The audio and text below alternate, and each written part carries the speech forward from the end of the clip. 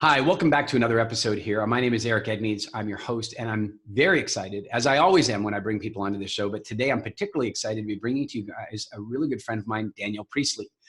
And I want you to know that it is actually people like Daniel Priestley that inspired me to want to create this show in the first place for a number of reasons. The one is this. There are a number of people in my life where I sit and have conversations with them, and afterward I think, wow, people could have benefited from eavesdropping on this conversation. And Daniel is definitely one of the people that I've had many conversations like that over the years with. And so now here we have the opportunity for you to eavesdrop in on the conversation.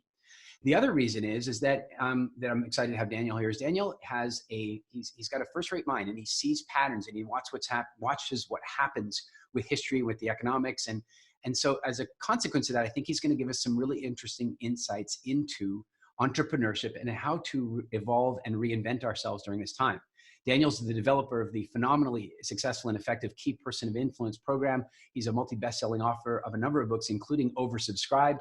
And just genuinely, he's a really good guy. Daniel, thank you so much for being here.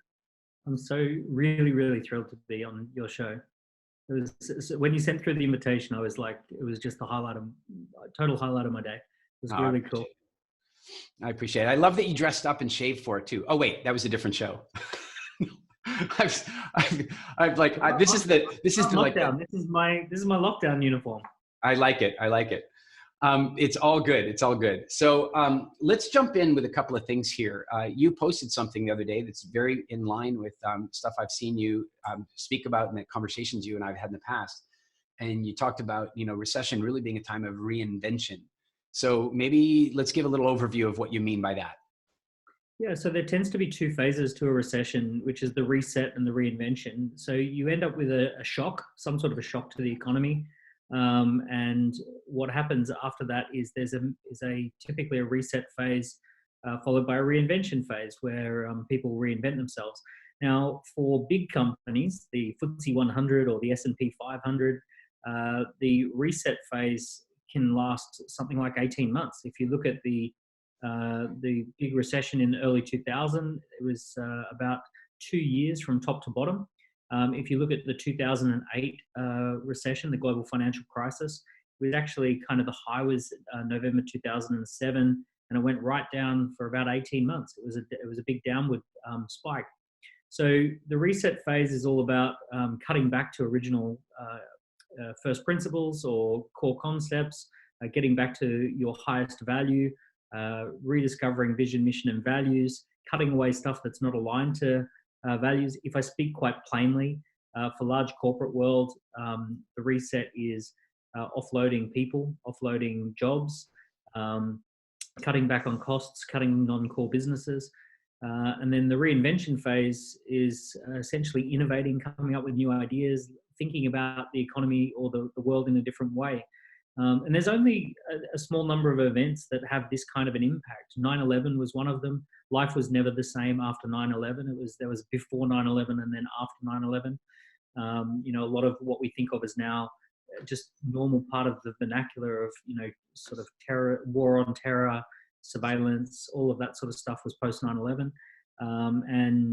The global financial crisis, the way we feel about our financial institutions and the way we have a distrust and the bailout and all of that kind of stuff came in because of that. So this is, we're living through a historic event. This is going to be, on the same kind of scale as a massive global reset, which will then require a massive global reinvention.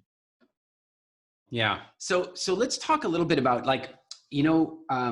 what all of that stuff's great at a high level, to understand what's going on at a high level. And then there's the practical realities of, some people right now are thinking that's the end of the world economically and all that kind of stuff.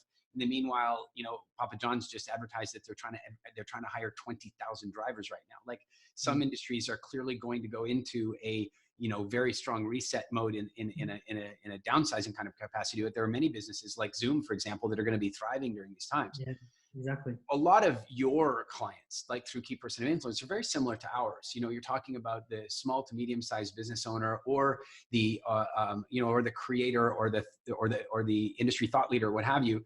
They have a business that is maybe not a big corporate, and they're going to be facing some of those same things. What I'm curious about from your perspective is, okay, look, when the last big recession hit, which is not far off of when we first kind of met, not long after Yeah. that, I think. The fact is, it didn't really affect me at all. I had just sold my business. I was largely in cash. I had some money in the stock market. I had taken a lot of it out to buy a house, and it hit, and it wasn't that big a deal. I watched everybody around panicking and so on. This time around, 15 full-time staff, live event calendar absolutely full. It's a whole different world out there. So talk to me about what you're telling your clients at this point. Like, what are some of the emergency steps they can take to not only survive, but let's be really clear. And I think you and I are, if I think about the people that are way past wanting to survive this, that are truly seeing the opportunity, wanting to thrive, what are some of the, sort of like immediate steps that they would take? Can I stay not high level, but mid-level, and we'll get our way down into Sure. grassroots. So the mid-level is this. In the late 2010s, the FTSE 100 was going like that. At the same time, the economy was flat. And what that basically means is that large companies are taking opportunities from small companies, right? They've run out of economic growth, so they're competing in the economy. There's not alchemy, there's competition going on. And when big companies are growing at 7 or 8 or 9% and the economy is only growing like this, it means that, let me talk in really practical terms. I run business accelerators. And one thing that really frustrated me in 2018 and 19 is every bank started running a business accelerator. Every large consulting firm, every accounting firm started running a business accelerator. And they're all doing this kind of like, they're just flooding the market with all these training programs. It's not their core business. It's not something that they kind of intend to be. And it's just an opportunistic thing that they think they should do. One of them does it and then they all do it and all this sort of stuff. And actually, here's the mental picture I love to put in people's heads. Imagine the big companies, they've got this cookie jar or a biscuit tin if you're in the UK, and they're putting all the biscuits into the biscuit tin, and they put the big ones in first, and then they start putting all the other biscuits in the biscuit tin. And actually, they've locked up a lot of the economy in those big companies. Along comes an event like this, shakes up that biscuit tin and tips it out on the table. The big companies, the first thing they do is they go straight back to their core business. If you're KPMG, you go back to auditing and accounting for the biggest 500 companies in the economy. You forget everything else. You cut away everything that's not core business, and you protect the core business. And what happens is that 10 million, 20 million, 5 million, $100 million business opportunities get left on the table for entrepreneurs to pick up if they want to. Right. I know for you last recession, you picked up an incredible film and television business, a media business, special effects business that was jettisoned because it wasn't part of the core business. They jettisoned this incredible business. And that's a classic example of what big companies do. It's how they think. They just simply say, what is the bulk of our revenue? What makes up 80% of our revenue? Everything else goes. And that's what they're doing in the reset. Now, what that does is it creates enormous opportunities for entrepreneurs to pick up, whether through competition, innovation, or actually acquisition, to pick up huge chunks of multi-million-dollar parts of the business, of the economy that's now floating around out there without a home. And it's an amazing opportunity for entrepreneurs. If you're entrepreneurial, this is actually heaven, because when the biggest companies in the economy are going like that, unless the economy is growing at the same pace, you're actually looking at the big companies taking opportunities from everyone else. Right. That's just kind of the truth of it. So now everything's up for grabs. There's another couple of things that are really exciting and relevant about that idea. In 2008-9, I bet you a lot that Vodafone or any of the big telecommunications companies, they had a little VoIP division where they would have been experimenting with 100 engineers working on something that looks like WhatsApp. And they would have been testing it, but it didn't make any money. It didn't pay anyone's payroll. So Vodafone would have gone, forget about that VoIP thing, forget about that like app phone idea that we've got. We don't know how the hell that would make any money. So we're just going to scrap that. And let's imagine a big company like Vodafone, they just cut off all of that and they go back to their core business of traditional telecommunications. Well, guess what? They missed WhatsApp. That was a $19 billion sale. And it has massively transformed the nature of telecommunications. In a decade, no one even thinks about long distance phone calls costing anything. You expect to pay more for a local phone call than an international call now. And that is the type of thing that happens during these events or post these events. And I'm going to make a prediction. And the prediction is the very first company that goes from zero to $1 trillion valuation will happen this decade. It won't have even been started yet, or it'll have only been started this month. Somewhere in the 2020s, there will be a startup, and it will, by the end of the 2020s, by 2030, it will be tipping $1 trillion valuation. And that is how much wealth creation happens when you have these kind of events. We've got 5G coming into the marketplace. We've got new technology, Internet of Things, AI, machine learning. All of that's coming in to disrupt everything. We've just had the most incredible disruption event.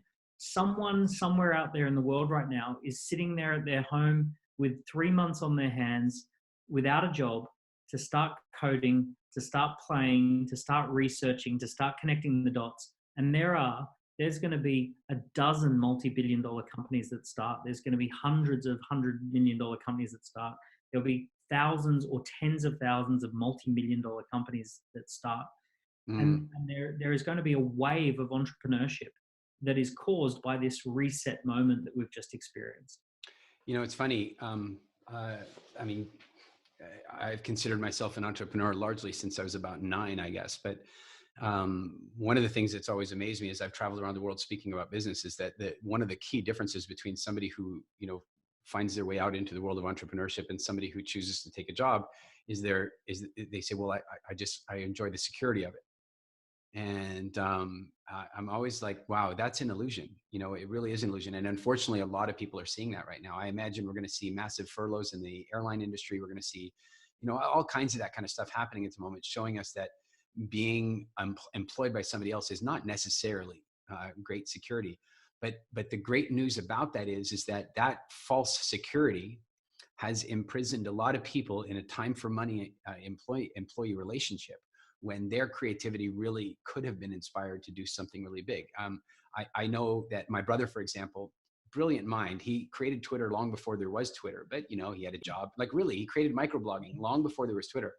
And I remember him doing this, like, why are you telling me you're shopping? Like you're shopping at the store right now. Like, what's this microblogging thing?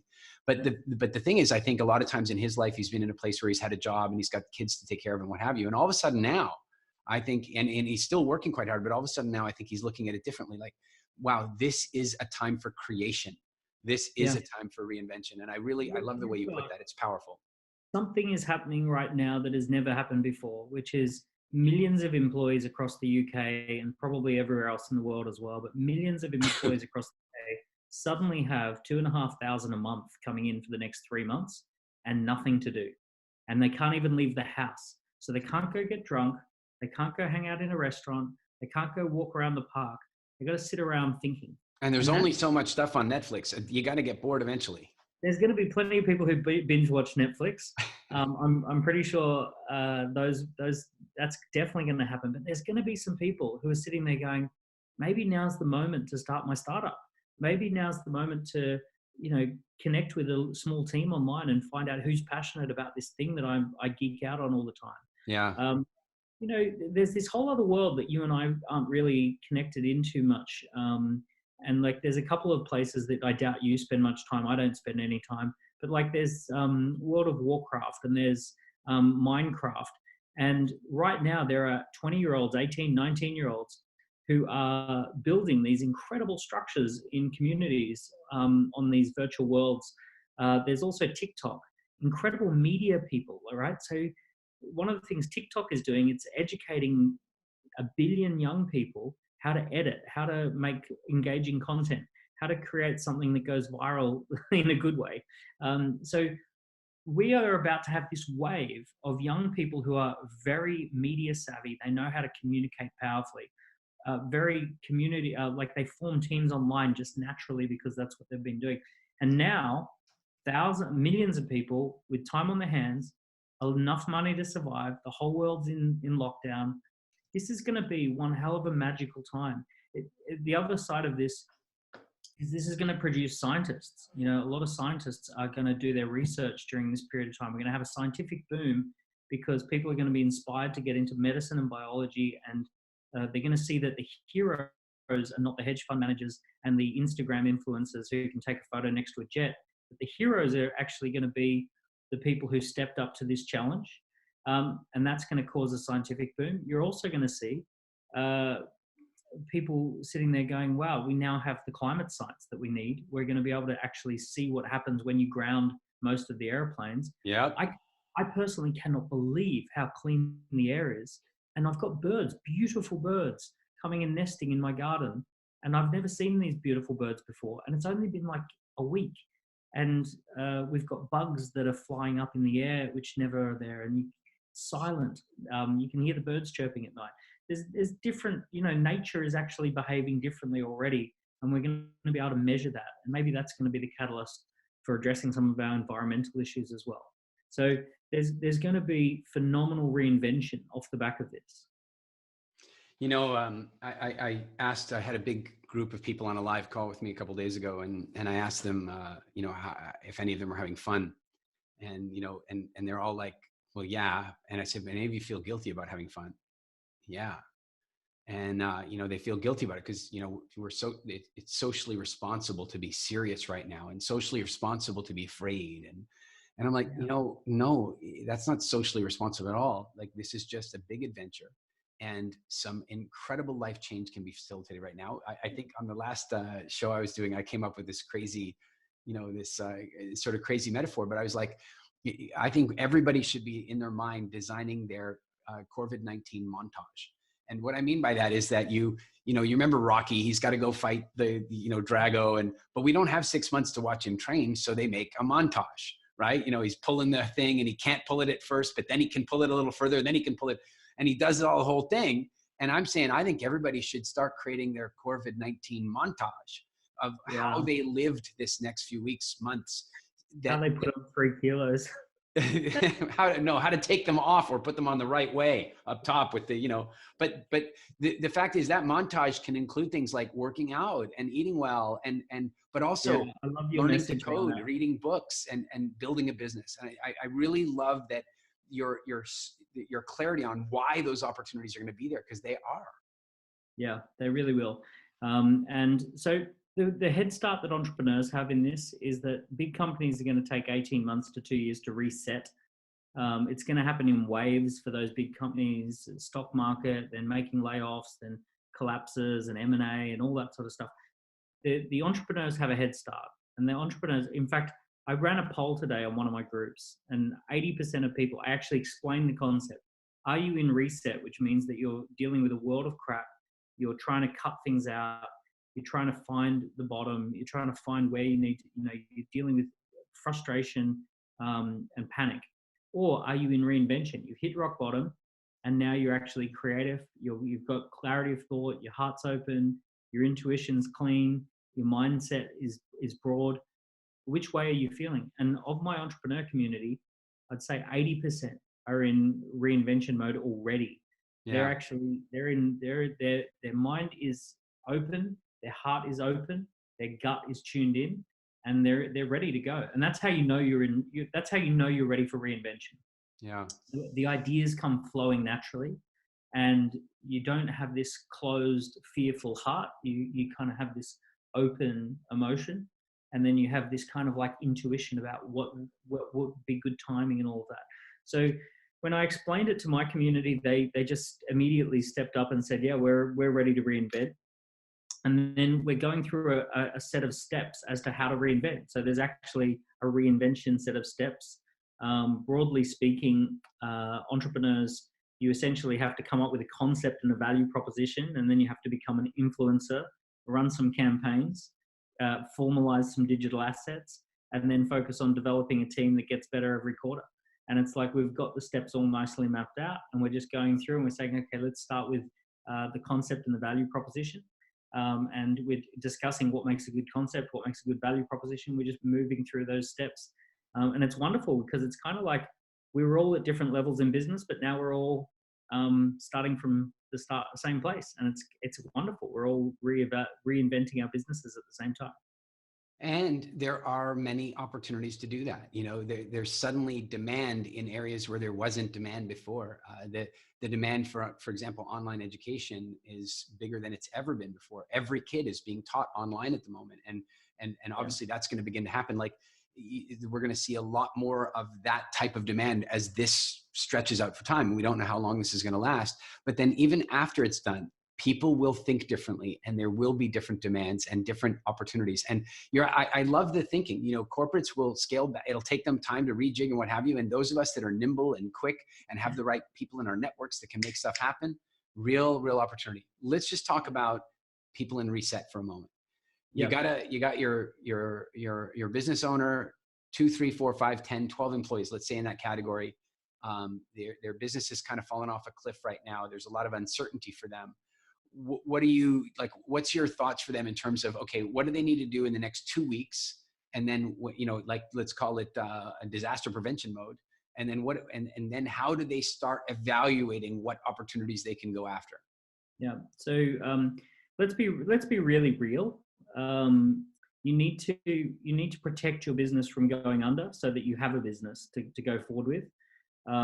Or you either that, or you have to make the decision and say it's going under, so I'm gonna end it as best I can. There's a little basic rule of thumb that I have around entrepreneurial team sizes, and if it's based on the British military, which has got a 400-year track record of HR experiments, and basically the British military teams people up in team sizes of 2, 4, 8, and then 36. So this is called a scout team, which is 2, a fire team, which is 4, a section, which is 8, or a platoon, which is 36. And one of the things that I encourage entrepreneurs, bigger entrepreneurs, when I'm talking to entrepreneurs who are actually got a bigger size business, is you need to drop down a team size. If you're anywhere under 36, you probably need to be 8. If you're somewhere around 8 or 9 or 10, you might need to be 4. If you're 4 or 5, you might need to be 2. So, and it could be temporary. It could be that you do that for 3 months. You furlough the staff. You come up with a strategy where you absolutely minimize you minimize cost. But it's a common thing that I question my entrepreneurs on, which is, what does the business look like at the next team size down? So if we said we're going to drop from a platoon down to a section, who is your pick of 8? And then who do you put on the bench and bring them back when the time is right? So that's one of the things. The next thing is you want to go looking for anything that does not impact the customer experience at all. So for example, if you've got offices, cancel it.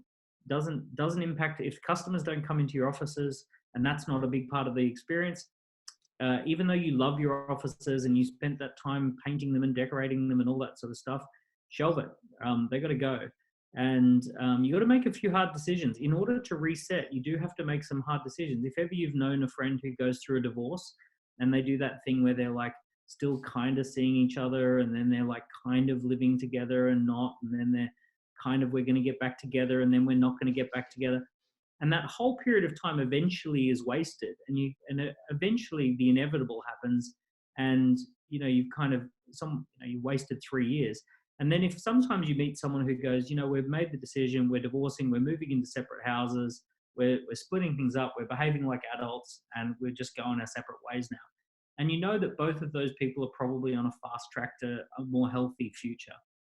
So, in many ways, if you do a bit of a hard reset and you just get back to the core value, the really, this is what's important. This is so close to our vision and our mission and our values and our purpose. And there's no fluff on it. There's no fat on it. We are so close to the original intention of this business. It's a joke. And then as soon as you cut right back to that vision, mission, values, and core promise of the business and everything else that's not that, there's this great saying by Michelangelo, which is, I look at a block of marble and I see the angel inside, and I carve away anything that's not the angel. And it's like, I look at my business and I see the original intention, the vision, mission, values, and I carve away anything that's not that. And that's the reset. And it's weird because there's so much anguish about it. And as soon as it's done, it's like an energetic shift like that. Suddenly that afternoon, you go, oh, wow, I've just had a game-changing idea. I've just thought about how the product could reinvent. The speed at which you move into reinvention, if you reset properly, it's fast. It's incredible. And you don't have to, it doesn't have to take weeks or months. It can be some difficult decisions and then you're on the way. We've really seen that. If I use your example, so, we run a number of businesses, Business Freedom doing business education, WildFit doing, food psychology and nutritional coaching, and Speaker Nation training, speaking, and that kind of stuff. So we look at each of those businesses and take a look at like, what is the angel inside? Because frankly, there is fluff around the outsides of them. And so what is the fluff that's, that needs to be carved away?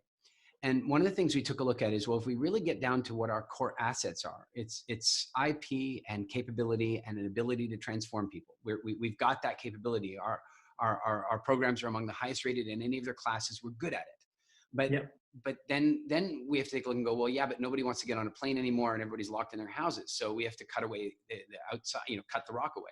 Yeah. And of course, full live event schedule booked up, and boom, that business just drops off a cliff, right?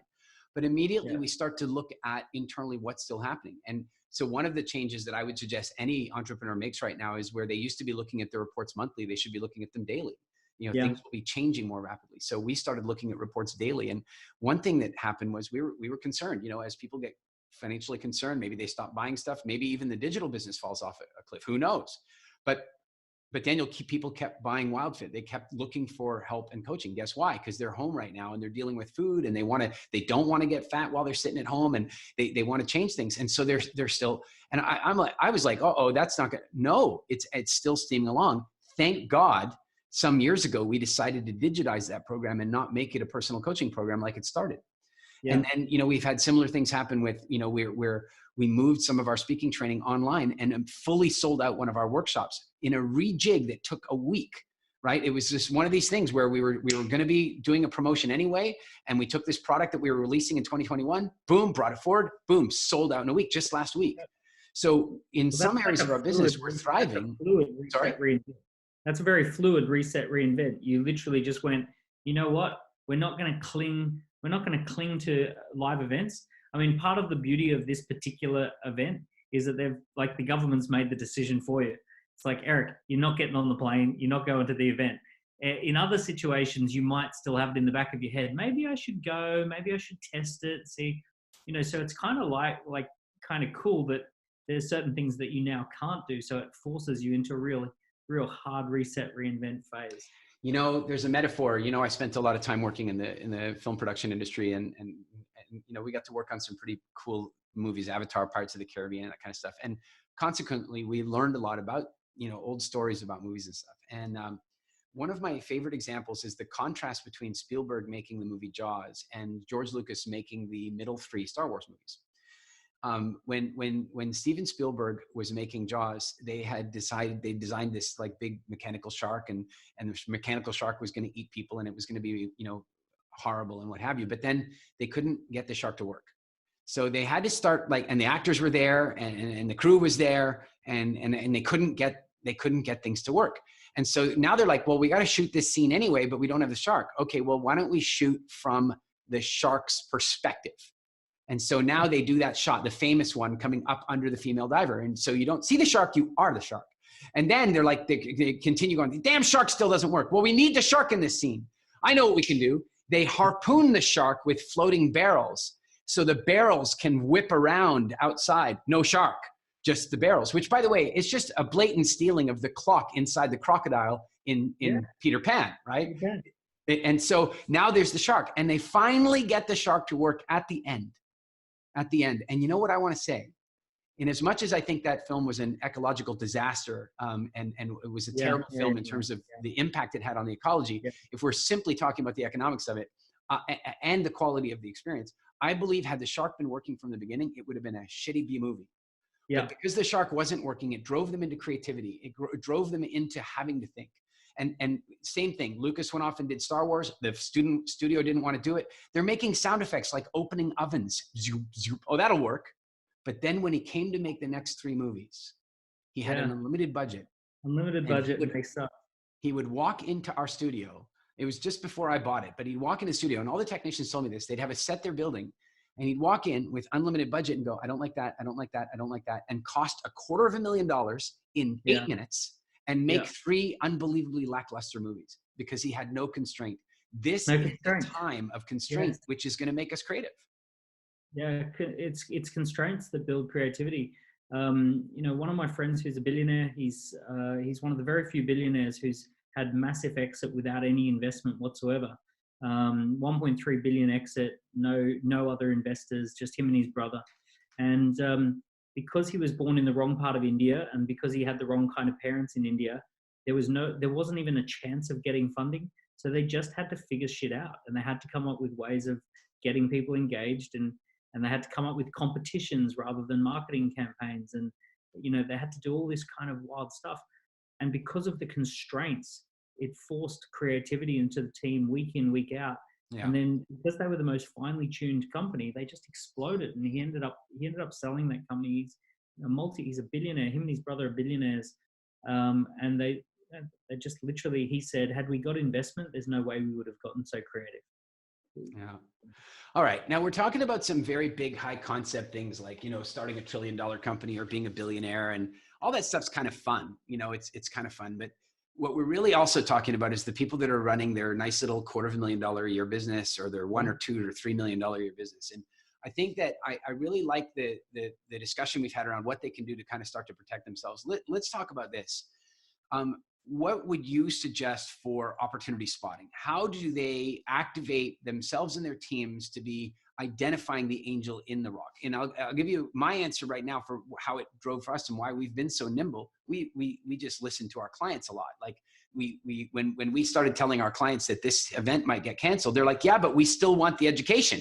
So we're like, oh, all right. So we have to come up another way. What are some of the maybe sources of inspiration, techniques that you might ask small business owners to band together and do with each other to help them find the right opportunities? I'll give you some strange opportunity. I'll give you a strange answer to this.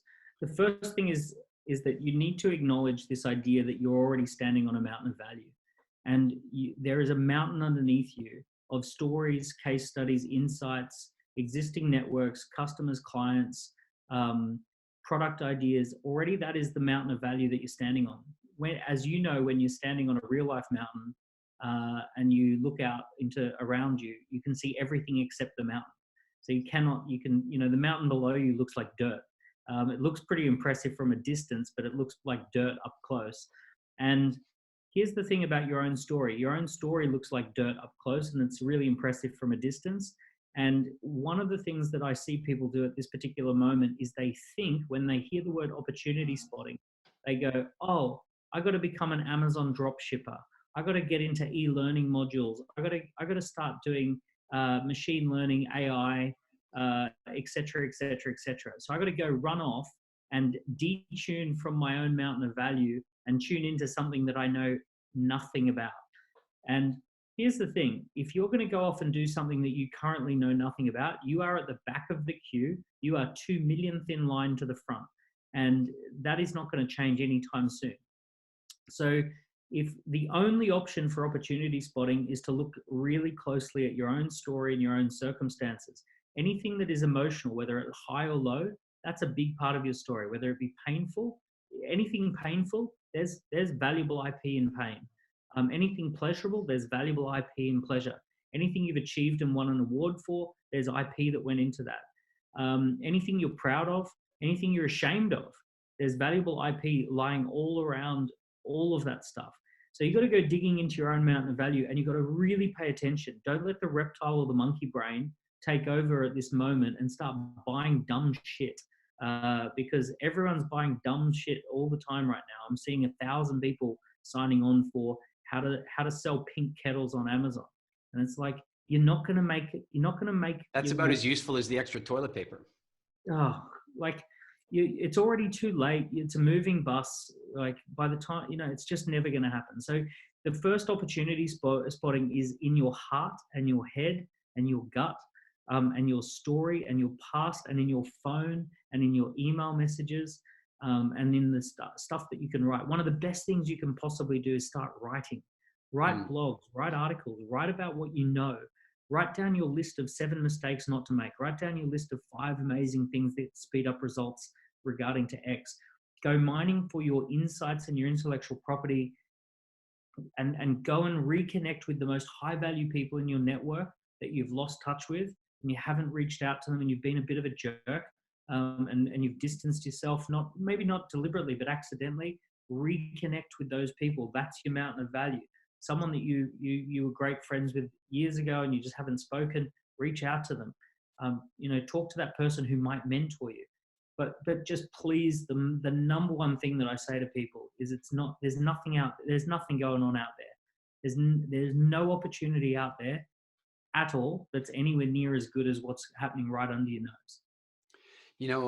I really like that so much, because what I often see people doing is exactly the opposite. They're looking for the opportunities externally. They're looking for the trends and going, I could get in on that trend. I'm like, well, what training do you have in that trend? What experience do you have? What contacts do you have? What resources do you have in that trend? Daniel, you were an Uber early adopter. And I know that because the very first time I saw Uber, I was with you. And you and I had lunch at some other club in Adam Street or somewhere in London. And then you were like, oh, my car is coming. And I was like, your car? And you go, yeah, my car. And I go, you have a private car? And you just looked at me and you went, yeah, more or less. And then you got in your car and went. And it was later that you revealed to me that this was Uber. And I had no idea about Uber and app driving cars and what have you. But I'll tell you something, that Uber is an example of a good example of external versus internal opportunity spotting. Everybody should have spotted the opportunity of Uber. Everybody, anybody who's ever come out of an airport and couldn't get a taxi. Anybody who's ever come out of a conference in the rain and all the taxis were gone. Anybody who's ever come out of a nightclub and there was a queue for anybody should have sat there and went, there should be an app for that. And the problem is that anybody spotting that opportunity that didn't have some experience with coding or within their network have the experience of coding is behind everybody else that's spotting that opportunity too. Whereas somebody spotting that opportunity that has some background in coding or has a network that can support them on that's an internal opportunity. Totally. And the other one I hear is like people saying, oh, I've got this amazing idea, but I don't want to tell anyone because then they'll steal it. And I kind of go, if the only thing protecting the idea is that other people don't know about it, then it's a shit idea. Because the ideas that you make money from are the ideas that are so obviously linked to you that you could tell the whole world and they'd join your team. So like, for example, I just thank goodness I put together a funding round for a new startup, which completed about 4 weeks ago. And we raised about £210,000. And it's really fun and it's really cool. But the idea itself is something that me and my co-founder, we're the only ones that you'd want to back for this because we've been doing it 10 years accidentally, right? And when I basically show investors, this is where we came from. This is our first go at it. Here's our second go at it. Here's our third go at it. Here's where we got it right. And here's the 2.7 million we made in this other business as a result of like having this technology. Then they go, okay, cool. So what are you going to do? Well, we're going to scale that technology and turn it into its own business. And it's like, well, cool. Thank you very much for sharing the idea and telling us how it works. But there's no one else we would get to do it because you guys have been doing it for 10 years and you know how to do it. So what protects the idea is not that I'm guarded by the idea. What protects the idea is that it's the right idea for me. But Daniel, there's another side to that too. And that is that ideas come into the ether in the exact same way that popcorn pops. And that is that one pops first, and then shortly after them, another one pops, and then another one and another one. So by the time you've had the idea, you don't know if you're the first kernel or the eighth, but there is going to come a point where everybody's starting to have the idea. And my favorite example of this was Michael Jackson talking about, he was having all these issues with sleep and stuff like that, as we know. And it's like, Michael, go to sleep. It's 3 o'clock in the morning. No. This song just came into my head. Go to sleep. It's 3 o'clock in the morning. No, I can't, because if I don't write it now, Prince might. And what I would say is when somebody comes to me and says, here's the thing. Somebody comes to me and has a really brilliant idea. I'm not going to take it. I'm going to either give them advice about it or I'm going to run with it with them. But if they don't tell me the idea and then I have the idea independently, I'm running with it. The fact is, of course you can't just go share your ideas randomly on Twitter. But when you're talking to somebody like you're talking to somebody like me, you're talking to the credible people in your room that you're looking for mentorship, holy cow, if you really feel sensitive about it, get an NDA, but you got to get help. Yeah. And also anyone who's really good, who's going to help you, they're busy with their own ideas that hold on. No one's sitting around, stealing ideas. Yeah, it happens to me all the time. People write to me on Instagram or come up to me after events and go, I've got this incredible idea. I really need your help with it. Okay, tell me about the idea. Well, I can't do that. I can't tell you. I just need your help. Okay, next. I just need you to pitch it from stage. Yeah, that's it. That's it exactly. What am I pitching? I don't know. So, all right, let's. Boy, this is all such good stuff. I'm curious now about. I'm curious now about this exact issue. You guys have gone out and done a funding raise. You're going to launch this business and so on. I saw you talking about that. Now there are going to be people out there that are making decisions about, where to put money at the moment. Those people who have cash. Cash is absolutely king at the moment. Anybody who's sitting on any, you want to make sure you're taking care of your security, and B, you want to look around for the bargains. But what are your thoughts? Where would you be, where would you, aside from your own ventures, where would you be looking at investment in the current climate? Yeah, so I think it's too late to sell anything, too early to buy anything. So right now, if you haven't sold out, then, it's almost one of those kind of the transaction costs alone and the time and energy to worry about it. It's almost too late. And then it's too early to buy just yet. So when you look at past recessions, as far as big assets are concerned, most of the time they take a drop for about, they're dropping and going sideways for about 18 months. So when you look at if you condense a 10-year chart of the FTSE and you see this massive drop down and you watch that like line that seems to go just like down like a stone, zoom in on it, it's 18 months. And it's not, it doesn't just turn around. It takes 5 or 6 years to get back to where it was. So I'm not in any rush to place any money with one exception. I really believe that some great startups are going to come along in 2020 and 2021.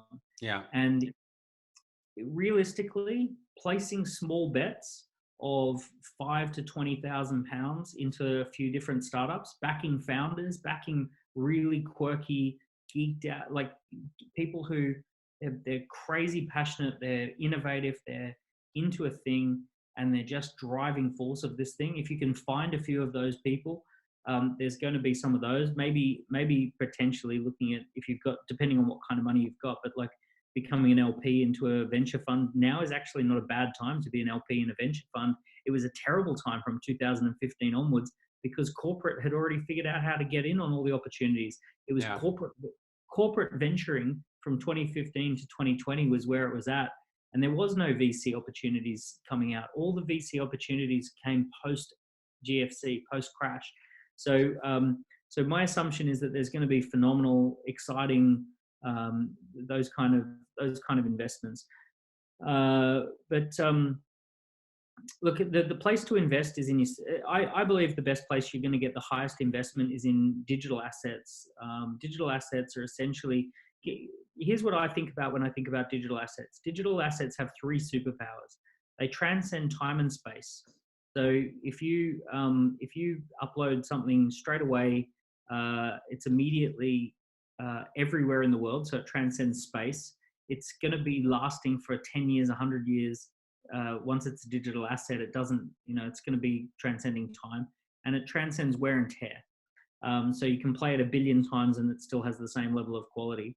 Yeah. And what's happening at the moment is that we're moving into this different universe, this different world, where those who have digital assets, those who control digital assets and who innovate digital assets are the ones who actually transcend time, space, and wear and tear.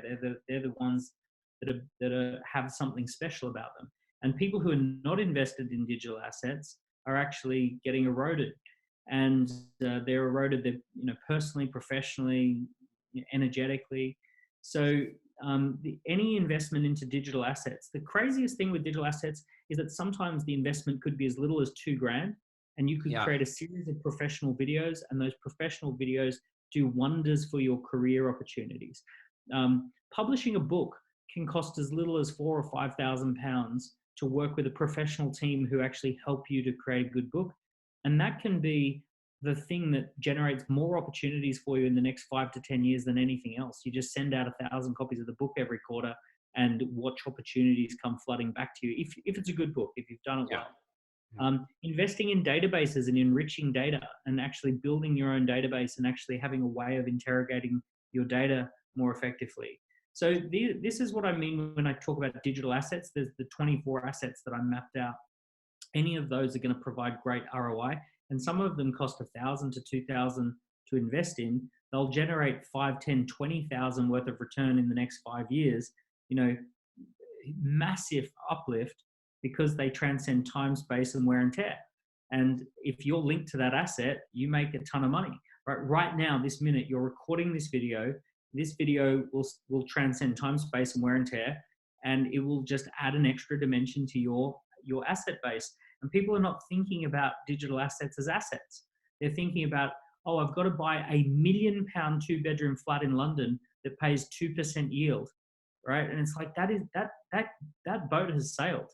Right. So now you sit there and think the thing that will make you more millions than anything else is very wise investments into digital assets, building a digital landscape around you. Daniel, I'm so on board with you. A couple of whatever years ago, maybe 6 years ago, I went through a big personal reinvention thing. We had bought that movie studio that you're talking about. We started a military training company. We ended up selling that, and I found myself kind of in this reinvention mode. And I made the decision at that point to move into education, because that had been my passion for years. And one of the things that I'm comfortable on stage, and I deliver well on stage and that kind of stuff. So I believed that was my asset.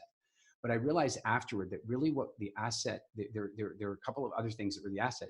It was the information and the style of delivery, not necessarily the fact that it was live on the stage. And so I started taking a look at that aspect of my life and my business. And we then started moving our programs into digital. And we created our first Business Freedom Challenge. It was a 90-day coaching program. And it was phenomenally successful. Like our clients were completing it.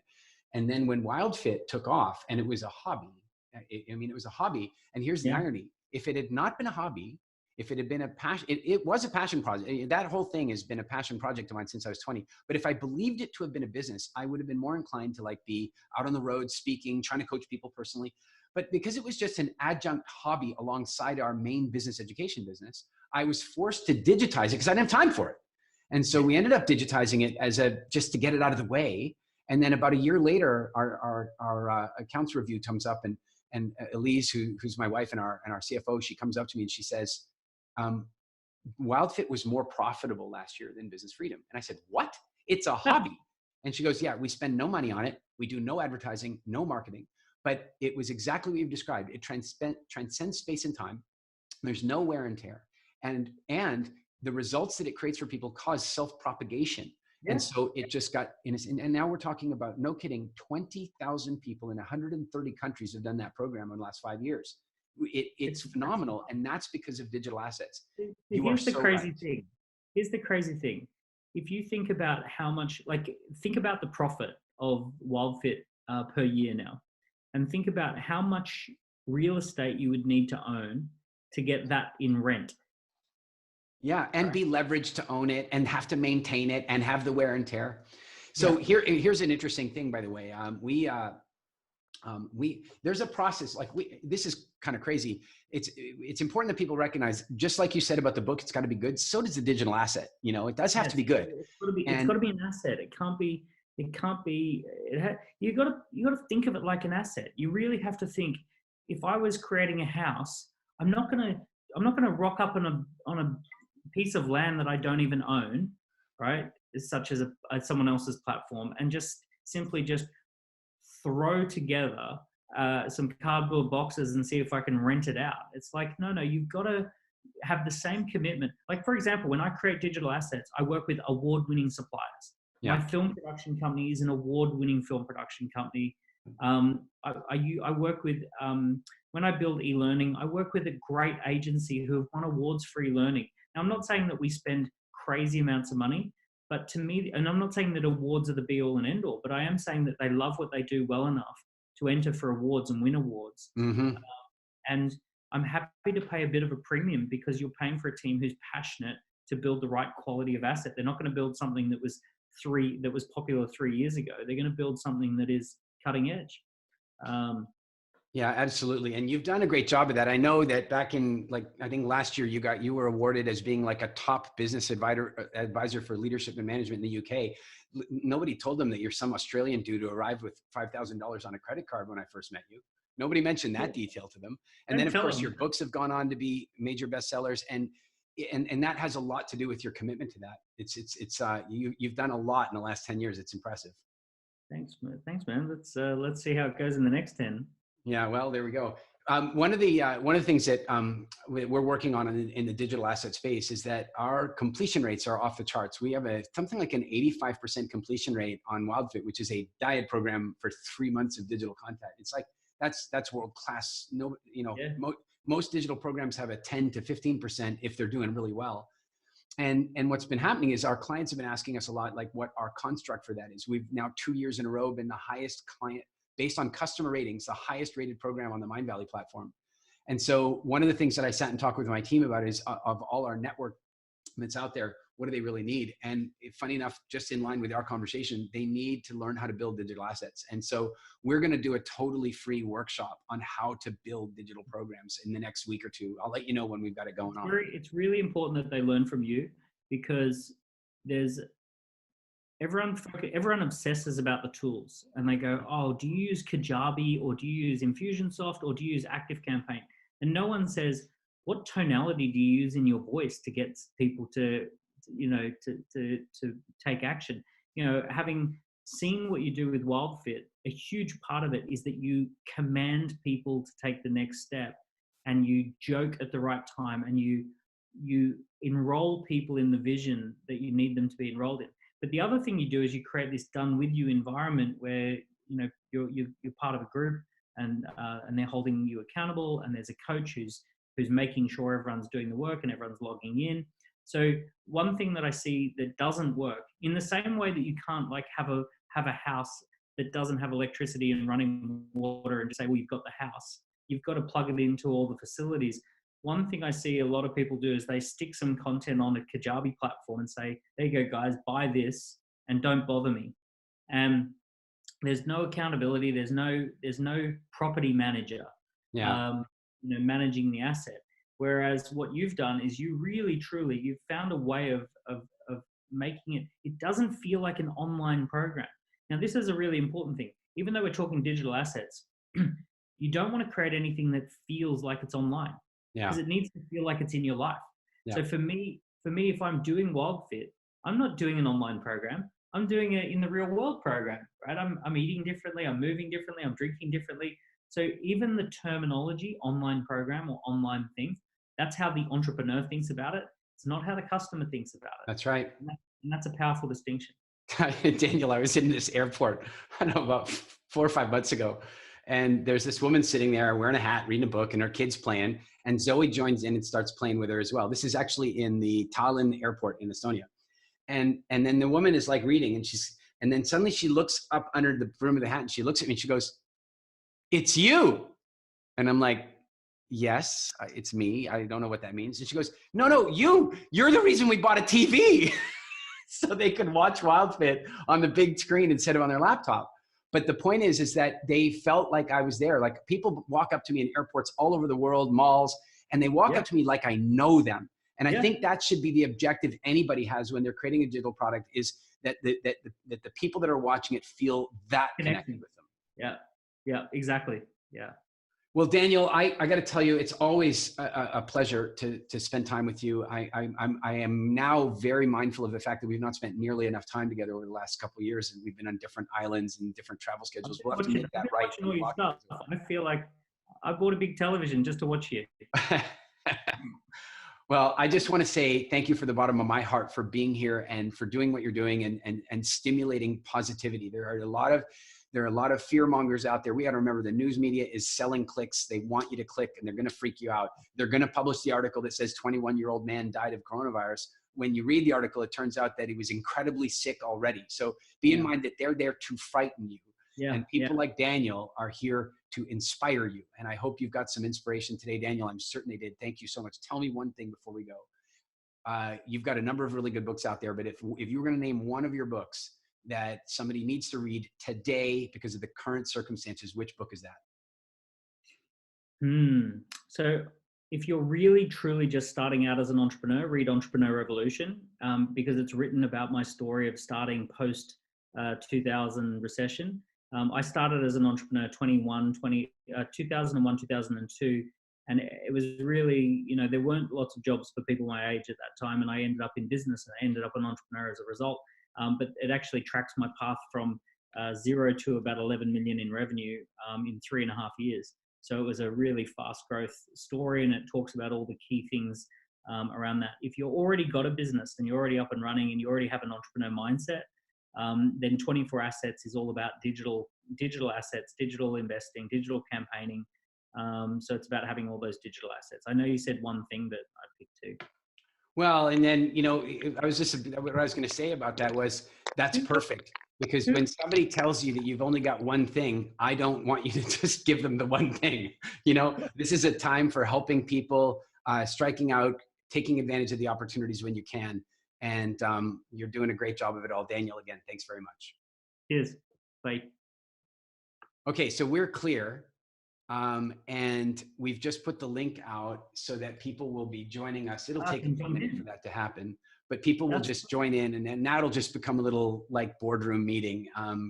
And we'll see if, what kind of questions or interaction comes up.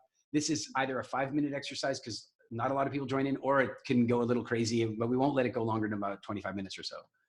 Cool. Harry, I wish we could give out badges because Harry was the first one to catch on that we were opening up the live channel, and he's been on every one.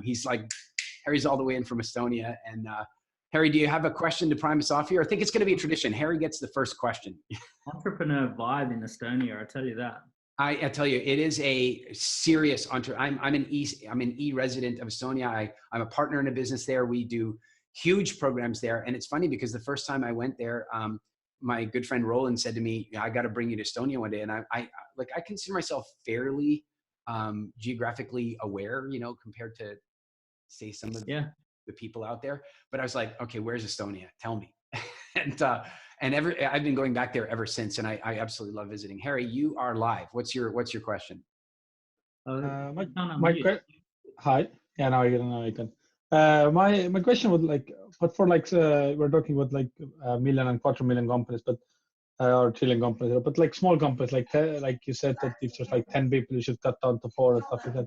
But do you think in general, is that lasting that long that, or should it be for better relationships to keep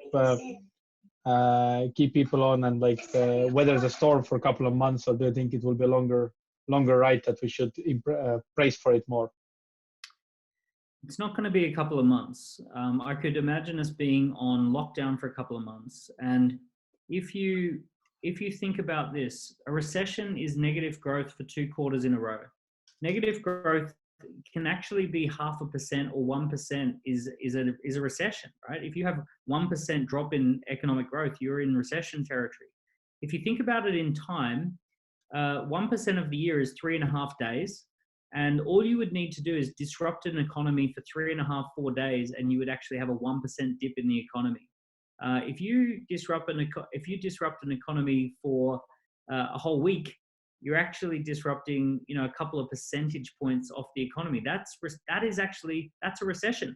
An actual definition of a recession is just negative growth 2 quarters in a row. It could be literally as little as a few days of disruption. Now, the issue is that we're going to be in massive disruption, biological, social, political, all of that. Plus, we're going to expose debt. And not only that, by the way, if it wasn't for coronavirus, world news right now would be the fact that oil has dropped 70% of its value, and that impacts hundreds of thousands of jobs, millions of jobs. So we are not going to have a little savage couple of months. Economically, we are going to be in the fight of our lives as a big picture economically. I feel torn because part of me is I'm an entrepreneur, I'll be fine, and I see the opportunity in this. But I'm also, I've got friends and family who aren't, and I've got friends and family who are in different parts of the country. I know that they're going to be in the fight of their life economically for a year, maybe 2 years. Here's the thing I'll tell you. Stock markets are not reactionary. They're predictive. So when you see a stock market drop, it's not because of something that happened. It's because of something investors think will happen. And when you see the stock market go like that, it's because the prediction for the coming 2 quarters is very negative. Now, if investors think that a company that's not profitable will become highly profitable, like Tesla, they don't care. They'll invest in an unprofitable company because of where they predict it will go. If there's a profitable company that they think will go unprofitable, like General Motors, they will take their money out of that because of where they think it will go. So stock markets are not reactionary, they're predictive. Now, what we're seeing all over the world is the stock markets have dropped, the biggest drops in all of history, 10-year lows. And what they're essentially saying is that we predict that we will go back to the same sort of economic activity as 10 years ago. That's the prediction.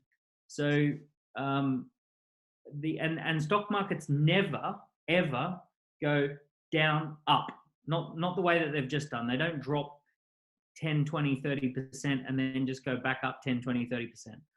Here's the other very difficult thing with large corporates. Large corporates, when the stock market goes down, they fire everyone and they cut everything back. And only when they start making slight innovations, they go sideways. Only when the stock market starts to rise do they get fear of missing out and they start hiring people. So what happens is the stock market goes like this, then there's 3 months of nothing happens because corporates are trying to figure out who to fire. And then they fire everyone 3 months later. And then they go sideways for like 18 months. And then only then the stock market starts to come back. And only after the stock market starts to rise do they then rehire people. And it's insidious and it's horrible. And that's why you should be an entrepreneur, because you drink the medicine fast and then you're better fast. But the corporates, they don't work like that. So you need to, the broader picture economically is not going to be pretty for the next 18 months at least. Sorry. I tend to agree with all of that. Daniel, I've really noticed that in this whole thing, there's this weird spectrum of denial at one end and hysteria at the other end. And then the weird thing about that spectrum is that what was hysterical one week is not hysterical the next week. I shared this story on the interview this morning, but it's like, I was having a chat with a buddy of mine in Austin who's friends with Tim Ferriss. And I said, look, do me a favor. I'd love to talk with Tim. I want to get on his podcast and talk about my last trip with the Bushmen. And he goes, yeah, Tim's not talking to anybody right now. He's holed up in his compound hiding from coronavirus. This is 4 weeks ago. I was like, what a nut bar he is. Because of course he's on the hysterical end of the spectrum and I'm on the denial end. And of course, about 2.5 days later, I joined the hysterical end, which made me hysterical because nobody believed me. I was talking to my team. I was telling them even then that I thought that our events in June would end up getting canceled, and it seemed reactionary. It seemed, but I am with you. I think that we're talking, who knows about the lockdown down country by country. I think that America will release first, and they have a robust healthcare system that might be able to deal with the fallout of that. But I think we're minimally talking on average around the world of a 6 to 8 week lockdown. That's my feeling. And then on top of that, historically, there's always a second spike. Yeah. So with all of these medical, like if you look at all of the pandemics, there's an initial spike and then there's a reaction and gets under control. And then the following winter, it's back with a vengeance. So it would not at all surprise me if we spend from Halloween to winter Halloween to Christmas, New Year on lockdown again. Because of the spike that will happen post-fall, early winter. You know what's crazy, Daniel? Any of the steps that any of us would take to prepare for that possibility are awesome steps to take, even if it doesn't happen. That's the beauty of it. But I'm with you. The Spanish flu did that. Disappeared over the summer. October, boom, it's back with a vengeance. The metaphor that I came up with about that this morning is in the old days when we didn't really understand hurricanes, a hurricane would come, everybody prepare for it. The storm was coming, they buckle down, and then the eye would pass over them and they'd think it's over. And they would go back to their normal lives and they would go to the beach and everything would be fine because they thought it was over. And then the other wall. And the thing is, when a hurricane first comes to you, it's like this one. It comes slowly. the edge of the storm comes to you. But when you're in the eye and the other wall hits you, you literally go from no movement of air to like 100-mile-an-hour winds in a second. And of course, many, many people were killed by that because they thought it was all over. And I think that what we need to be taking a look at is that this is not a one-off thing. This is a new economy and a new world. And it's going to be with us for a couple of years. So we need to be thinking constantly about how to build our businesses and make them robust to get us through this stuff. Great distinctions, Daniel. Thank you. Great question, Harry. Who else? Anybody? I don't see electronic hand raising, but if you just sort of fanatically wave your hands and I'll know you're up. Julie, are you up? Oh, now you're shy. I see. Okay, Michelle, I know I can count on you. Michelle, she comes from your part of the world, small offshoot island, mind you, but from your part of the world, Daniel. Michelle, you're up. Oh, hi, Eric. Hey, look, I'm enjoying all these talks. I'm sorry, hold on. Daniel, are you going to need a translator or are you going to be okay? I speak Kiwi. Eric doesn't speak Kiwi very well. He's a bit slow. He learned that didn't we, Eric? Hey, no, look, I'm just wondering, I totally agree with what you're saying about the second wave. I think people are unrealistic. In New Zealand, we've gone down into lockdown and they are thinking it's like a 4-week sort of thing. And I mean, we're looking at December, I think, easily, and then beyond. And so it's about making your businesses resilient to those sorts of things. I guess my question is, have you got advice for people that are in the sort of first responders, the people that are out there on, the first, the essential services and things? I mean, here we've got police, we've got nurses, we've got doctors, and I mean, who would have thought that, young teenagers working in supermarkets are going to be on that line as well? For me, I've been ringing around just talking about hygiene practices and what they can be doing when they're transferring to work and from work, and just, how to make sure that they're having the right hygiene practices of, making sure when they're dealing with infectious diseases, how to make sure that doesn't come back to the home. But have you got any other advice for those people on sort of that front line? Unfortunately not. I know a lot about a very few number of things, and all of them relate to entrepreneurship. So I can talk for days about the entrepreneurial side of things. All I can really say about first responders is I'm just really grateful for their service. I'm an investor in a company that does training for police officers, and we work on soft skills training for police officers who are exiting the force, and a lot of them are actually, they've just exited, now they're going back in. It's just one of those things. I think all of us have an obligation to really find a way to help someone who's a medical professional or a police officer or something. Find a way to use your business as a way to fundraise or to do pro bono work for those kind of people. One of the things I'm really big on is I really think that every business has capacity to do more good in the world. And it could be through pro bono, it could be through buy one, give one, it could be through using your influence to raise funding. So look, the only angle that I can come at that question from is, I think every entrepreneur, especially if you've found a way through the storm, should find a way to assist someone who's working crazy hours in the medical profession. For me personally, I know a couple of GPs. I know 3 really well. I reached out to all 3 of them. I said, in the coming weeks, if there's anything at all I can do, in the middle of the night, you need me to drive and pick you up something or drop something off. If there's anything I can do, if I can do your shopping, your groceries, like just let me know and I'll do it. I know you're going to be under so much pressure in the next coming weeks. So I just think if everyone could reach out to someone they know who's in that first responder position and just help them.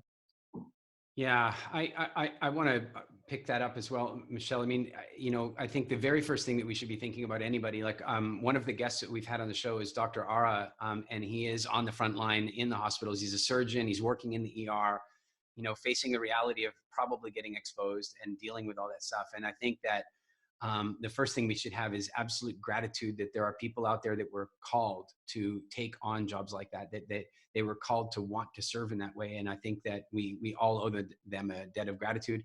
And Daniel, I love what you said. I think any of you who know people like that, if you can arrange, some kind of, I don't know what it is, I got to tell you, they're probably a bit tired to have to come home and cook since they can't, if there's something you can do to support them in any way, that might be great. What I would suggest is that one of the things that they could be looking at when this is all over is that many of them are going to have stories that need to be told. You know, many of them are going to have stories that will be impactful and valuable, both from a inspirational Hallmark Channel type TV movie thing of the things they did, or from an educational perspective in a corporate environment where, you know, they had a real discussion about how this could have been handled. Because I'll tell you, there are many people on the front lines that knew what was going on early, and we're having a hard time getting the government to act fast enough in many countries. And so I think that there are going to be opportunities born for them when this is all over. What I would inspire all of them to do with whatever energy they've got left after serving all of us is journal their experience, really pay attention to what they've lived through, so that their stories can be told either from an entertainment perspective or an empowerment perspective, or from a education consulting perspective. You know, right now, what's his name? Chris Voss was, you know, an FBI negotiator for all those years. I mean, how is he going to make the transition into entrepreneurship? Well, you know what he did? He wrote a book on negotiating, because that's what he understood. And he wrote a fabulous book, and he invested in becoming a great speaker. He's a great storyteller, and he turned that into a really exciting business. And I think that many of the first responders are going to come out of this experience with knowledge, ideas, contacts, and stories that will be valuable to us in the rest of the world. So that's my take on that answer. I'm going to go over to Audrey. Audrey, let me just get you unmuted. There you go. You are live with Daniel. Audrey, go ahead. Okay, so I was just trying to find out what kind of questions people can ask themselves to get them pointed more into the entrepreneurial direction. I run a general contracting and design business for residential, do a lot of affordable housing, love coming up with ideas. I try to move the trade into a better direction, better materials, more efficient, but I have trouble getting the ideas or questions to ask myself to get out of this hourly physical making it happen trade into the entrepreneurial side. How do you get your brain to kind of switch directions? What do you ask? Where would you start? Yeah, cool. So what I'm looking for when I look for a good concept, a good business idea, I look for three things. I look for something that you're passionate about. And when I look for passion, I just purely and simply, do you buy books on it and do you finish those books? Yeah. You know, or do you watch long YouTube videos about it? If you watch long YouTube videos about it, if you buy books about it and finish reading them, then that's a passion. That's as simple as it is for me. Most people can confuse passions and hobbies. They go, like for me, I would say, oh, my passion's snowboarding. No, my hobby is snowboarding. And so the first thing is like, do you have genuine passion about it? Could you write 20,000 words about the topic? And if you could write 20,000 words about the topic, it's probably a passion. Then the second one, and mind you, that's a great test, because sometimes people say, oh, I want to get into Amazon reselling. It's like, can you write 20,000 words about Amazon reselling? No. So therefore it's not for you. So the next one is, can you identify a problem that needs solving? And this has to overlap with the passion. Can you, within that, can you find a problem that needs solving? And then the third challenge is, can you find people willing to pay? And there's a magical number. In the UK, the number is £85,000 per year. And if you can generate £85,000 worth of people willing to pay, and it could be that you collect pre-orders, or you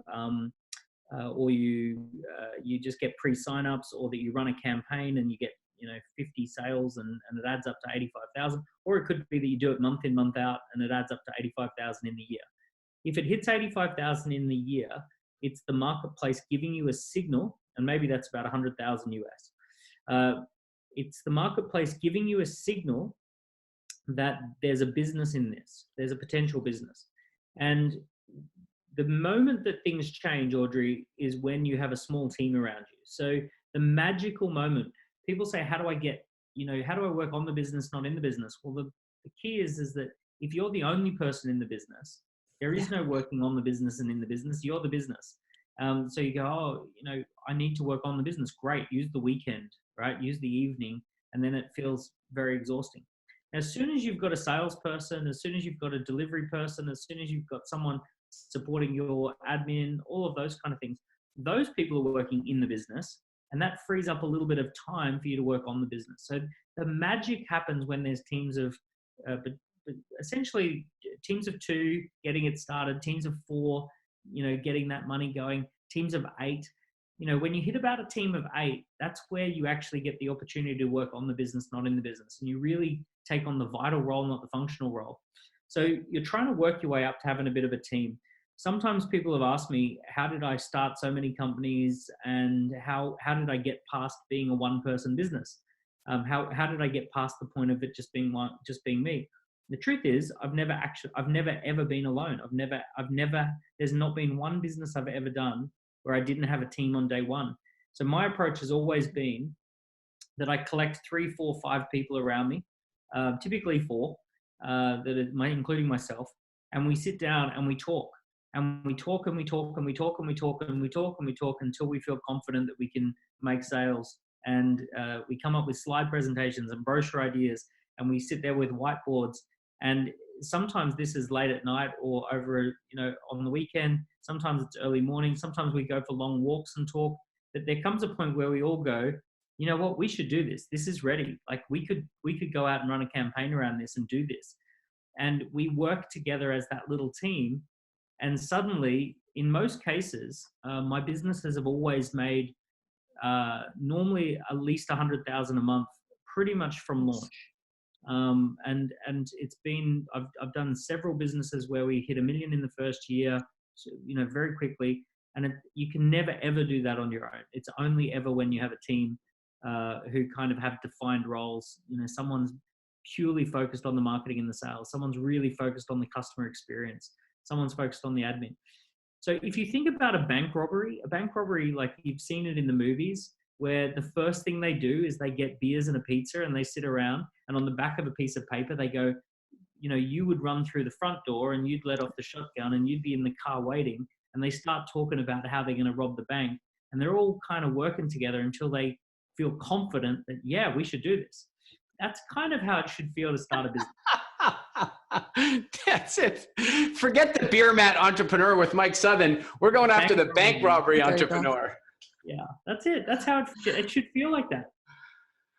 Daniel, it's funny. I almost crashed in on you because when you started asking, the question about how do you have a team and put the team together, I had this immediate awareness of, I've never seen you without a bit of a team around you. You were very good at having a posse of reliable people, many of which have gone on to become entrepreneurs in their own right, building incredible things. And then you assemble another team. I think that's really valuable. And going right back to you with 24 assets and digital assets, one of the things that people don't really understand about a digital asset is that a digital product replaces the need for delivery for that particular thing.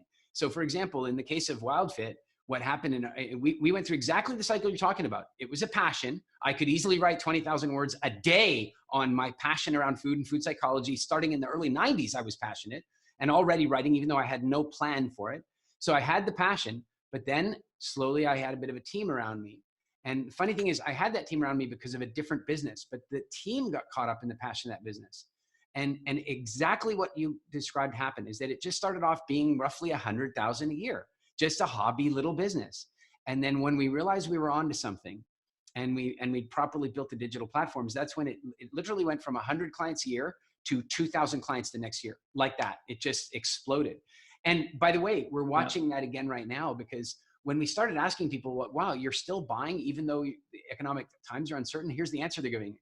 Yeah, I want to be healthy. Never before have I wanted to turn my type 2 diabetes around as badly as I do now. Never before have I wanted to end my obesity. Do you know what's happening in and data? We're going to get so much data. At first, there was all this news that this virus is only going after old people. No, that's not what's going on. In Italy, it seemed that way because their population is very old. In America, the statistics are scary. A lot of young people are ending up in the hospital. Why? Well, I wouldn't want to out any particular brands here, but there are companies that are selling irresponsible soda drinks made in Atlanta, Georgia, and fast food chains based in Anaheim. But the fact is that now people are telling us, oh, I really need to take responsibility for my health, because it's no longer an esoteric, long-term existential problem. It's an immediate threat that if I am type 2 right now, if I'm obese right now, if I have inflammation right now, I'm susceptible. And so because we have digital assets, we can be ready for that, because one of the members of our team doesn't have to be coaching all those people. Yeah. Really, really, really. Daniel, you've got good stuff every day.